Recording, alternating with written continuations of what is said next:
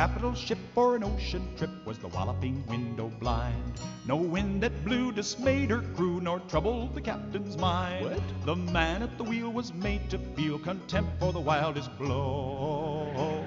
Though it oft appeared when the gale had cleared, he had been in his bunk below. So blow ye winds, hi-ho, a-roving I will go.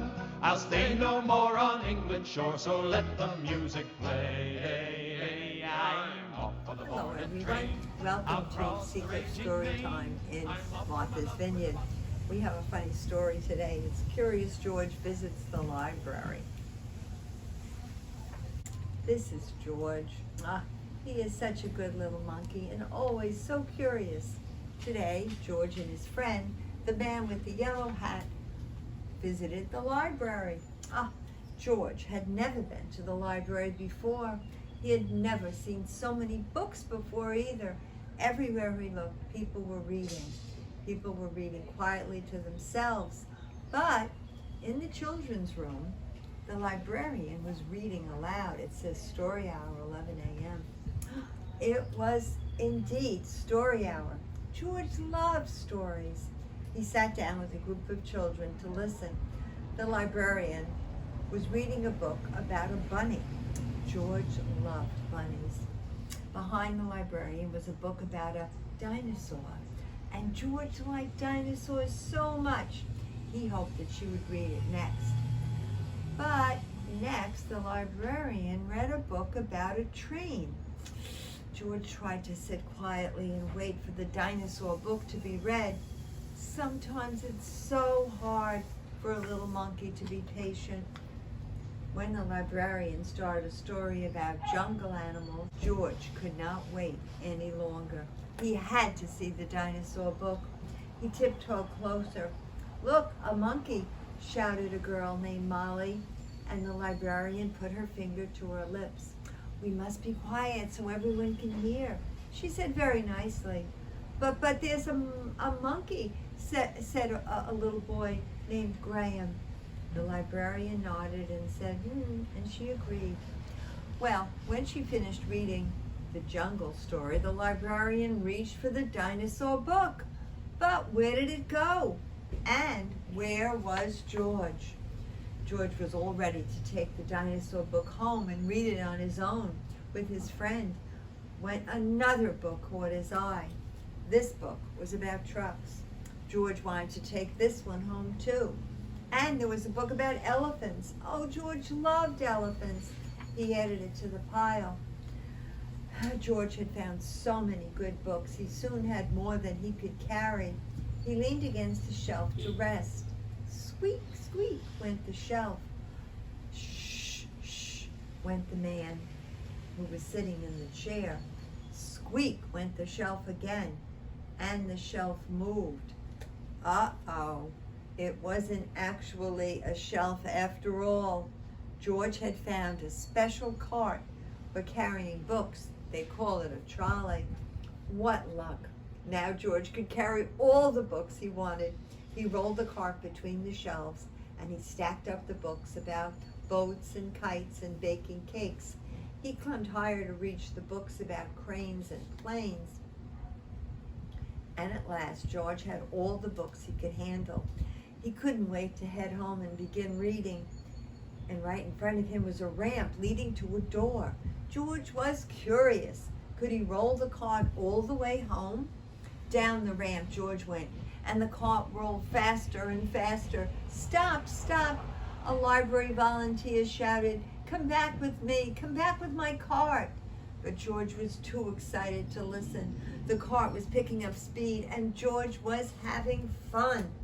Crash! George and the cart ran smack into a shelf of encyclopedias. Books flew up in the air, and so did George. He landed in a big pile between the O and the P. "Oh no," the boy said when he saw the mess George had made. "How am I going to put away all these books?" "I'd like to borrow this one," said Graham from the story hour. "I'll take this one," said Molly. And with help from George and the children, the books were sorted in no time. Soon, there was just a small pile of George's favorites left.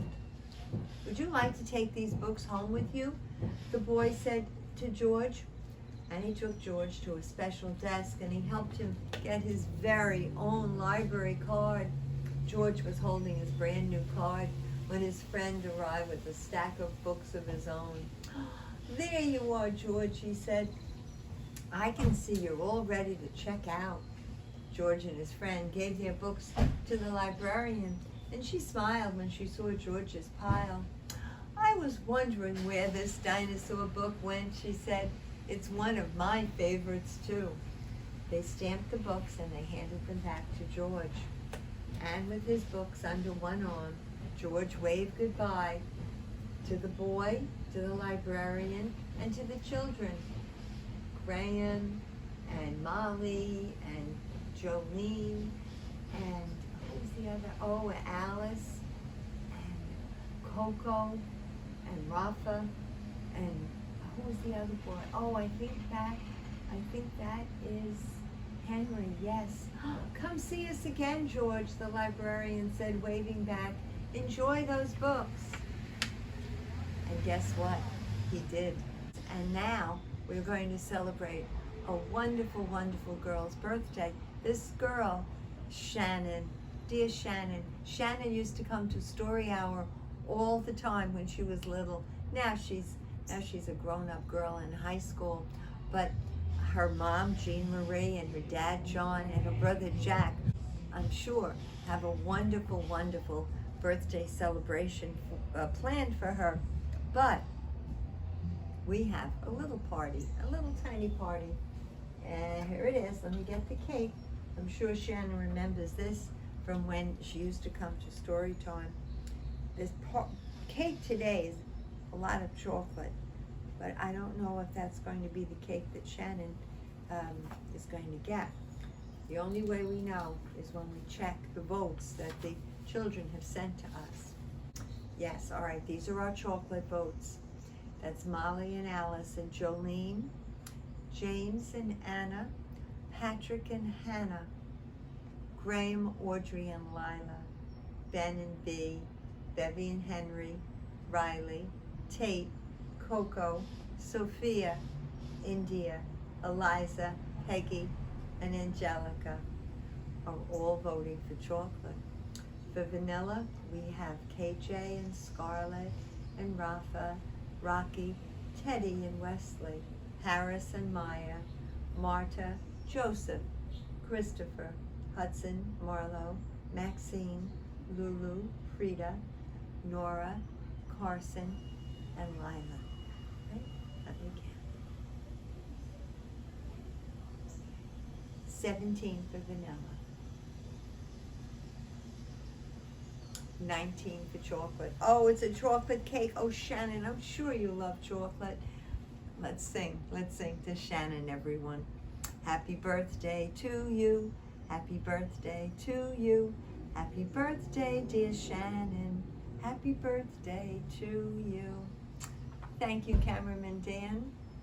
Thank you, Oberon. I'm sure you enjoyed the story too.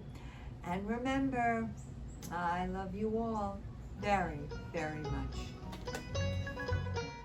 A capital ship for an ocean trip was the walloping window blind. No wind that blew dismayed her crew, nor troubled the captain's mind. What? The man at the wheel was made to feel contempt for the wildest blow. Though it oft appeared when the gale had cleared, he had been in his bunk below. So blow ye winds, hi-ho, a-roving I will go. I'll stay no more on England's shore, so let the music play. I'm off for the morning train, I'll cross the raging main. I'm off for my love with a boxing glove, 10,000 miles away.